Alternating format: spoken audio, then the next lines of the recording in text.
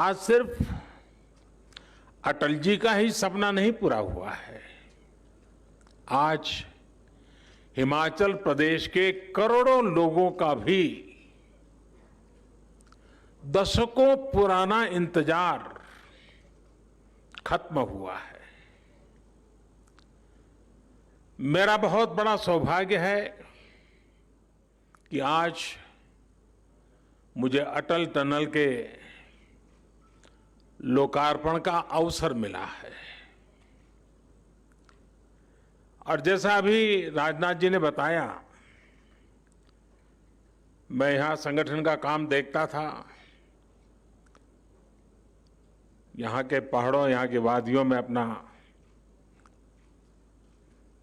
बहुत ही उत्तम समय बिताता था।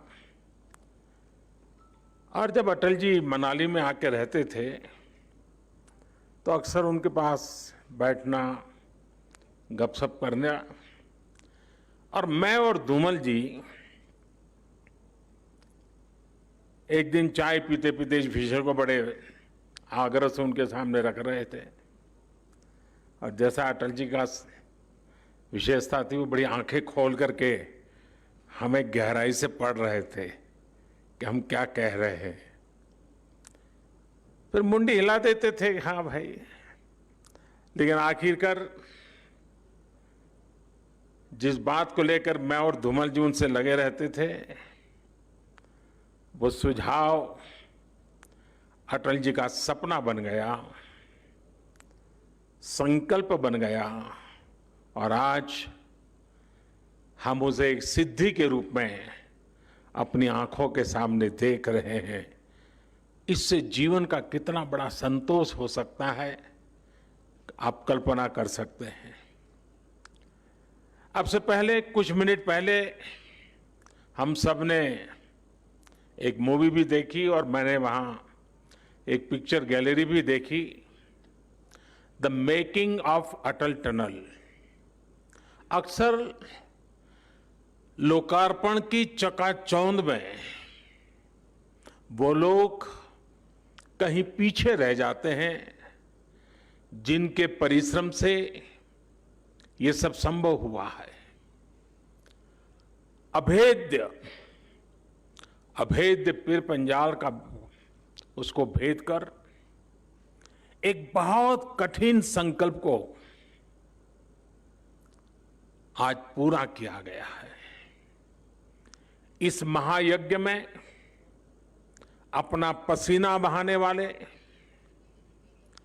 अपनी जान जोखिम में डालने वाले मेहनतकश जवानों को, इंजीनियरों को, सभी मजदूर भाई बहनों को आज मैं आदरपूर्वक नमन करता हूं।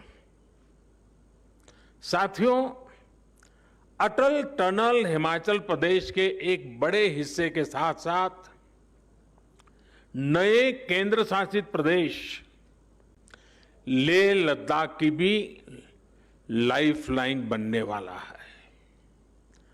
अब सही मायनों में हिमाचल प्रदेश का ये बड़ा क्षेत्र और लेह लद्दाख देश के बाकी हिस्सों से हमेशा जुड़े रहेंगे, प्रगति पथ पर तेजी से आगे बढ़ेंगे। इस टनल से मनाली और केलोंग के बीच इसकी दूरी 3-4 घंटे कम हो ही जाएगी। पहाड़ के मेरे भाई बहन समझ सकते हैं कि पहाड़ पर 3-4 घंटे की दूरी कम होने का मतलब क्या होता है। साथियों, लेह लद्दाख के किसानों, बागवानों, युवाओं के लिए भी अब देश की राजधानी दिल्ली और दूसरे बाजार तक उनकी पहुंच आसान हो जाएगी, उनका जोखिम भी कम हो जाएगा। यही नहीं, ये टनल देवधारा हिमाचल और बुद्ध परंपरा के उस जुड़ाव को भी सशक्त करने वाली है जो भारत से निकलकर आज पूरी दुनिया को नई राह, नई रोशनी दिखा रही है। इसके लिए हिमाचल और लेह लद्दाख के सभी साथियों को बहुत बहुत बधाई। साथियों, अटल टनल भारत के बॉर्डर इंफ्रास्ट्रक्चर को भी नई ताकत देने वाली है। ये विश्व स्तरीय बॉर्डर कनेक्टिविटी का जीता जागता प्रमाण है। हिमालय का ये हिस्सा हो, पश्चिम भारत में रेगिस्तान का विस्तार हो, या फिर दक्षिण और पूर्वी भारत का तटीय इलाका, ये देश की सुरक्षा और समृद्धि दोनों के बहुत बड़े संसाधन है। हमेशा से इन क्षेत्रों के संतुलित और संपूर्ण विकास को लेकर यहां के इंफ्रास्ट्रक्चर को बेहतर बनाने की मांग उठती रही है, लेकिन लंबे समय तक हमारे यहां बॉर्डर से जुड़े इंफ्रास्ट्रक्चर के प्रोजेक्ट या तो प्लानिंग के स्टेज से बाहर ही नहीं निकल पाए, या जो निकले वो अटक गए, लटक गए, भटक गए। अटल टनल के साथ भी कभी कभी तो कुछ ऐसा महसूस भी हुआ है। साल 2002 में अटल जी ने इस टनल के लिए अप्रोच रोड का शिलान्यास किया था। अटल जी की सरकार जाने के बाद जैसे इस काम को भी भुला दिया गया। हालत ये थी कि साल 2013-14 तक टनल के लिए सिर्फ 1300 मीटर यानी 1.5 किलोमीटर से भी कम काम हो पाया था। एक्सपर्ट बताते हैं कि जिस रफ्तार से अटल टनल का काम उस समय हो रहा था, अगर उसी रफ्तार से काम चला होता तो ये सुरंग साल 2040 में जाकर के शायद पूरी होती। आप कल्पना करिए, आपकी आज जो उम्र है उसमें 20 वर्ष और जोड़ लीजिए, तब जाकर लोगों के जीवन में ये दिवस आता, उनका सपना पूरा होता। जब विकास के पथ पर तेजी से आगे बढ़ना हो, जब देश के लोगों के विकास की प्रबल इच्छा हो, तो रफ्तार बढ़ानी ही पड़ती है।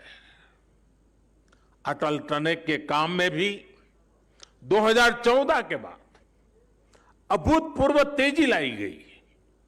बीआरओ के सामने आने वाली हर अड़चन को हल किया गया। नतीजा ये हुआ कि जहां हर साल पहले 300 मीटर सुरंग बन रही थी, उसकी गति बढ़ाकर 1400 मीटर प्रति वर्ष हो गई। सिर्फ 6 साल में हमने 26 साल का काम पूरा कर लिया।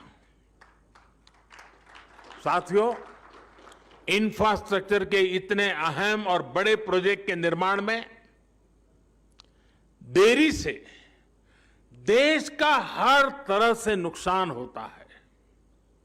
इससे लोगों को सुविधा मिलने में तो देरी होती है, इसका खामियाजा देश को आर्थिक स्तर पर उठाना पड़ता है। साल 2005 में यह आकलन किया गया था कि ये टनल लगभग 950 करोड़ रुपए में तैयार हो जाएगी, लेकिन लगातार होती देरी के कारण आज ये 3 गुना से भी ज्यादा यानी करीब करीब 3200 करोड़ रुपए से अधिक खर्च करने के बाद पूरी हो पाई है। कल्पना कीजिए कि अगर 20 साल और लग जाते तब क्या स्थिति होती। साथियों, कनेक्टिविटी का देश के विकास से सीधा संबंध होता है। ज्यादा से ज्यादा कनेक्टिविटी यानी उतना ही तेज विकास। खासकर बॉर्डर एरिया में तो कनेक्टिविटी सीधे सीधे देश की रक्षा जरूरतों से जुड़ी होती है। लेकिन इसे लेकर जिस तरह की गंभीरता थी और उसकी गंभीरता की आवश्यकता थी, जिस तरह की राजनीतिक इच्छा शक्ति की जरूरत थी, दुर्भाग्य से वैसी नहीं दिखाई गई। अटल टनल की तरह ही अनेक महत्वपूर्ण प्रोजेक्ट्स के साथ ऐसा ही व्यवहार किया गया। लद्दाख में दौलत बेग ओल्डी के रूप में सामरिक रूप से बहुत महत्वपूर्ण एयर स्ट्रिप 40-50 साल तक बंद रही। क्या मजबूरी थी, क्या दबाव था? मैं इसके विस्तार में जाना नहीं चाहता। इसके बारे में बहुत कुछ कहा जा चुका है, बहुत कुछ लिखा जा चुका है। लेकिन सच्चाई यही है कि दौलत बेग ओल्डी की एयर स्ट्रिप वायुसेना ने अपने इरादों की वजह से शुरू हो पाई, उसमें राजनीतिक इच्छा शक्ति कहीं नजर नहीं आई।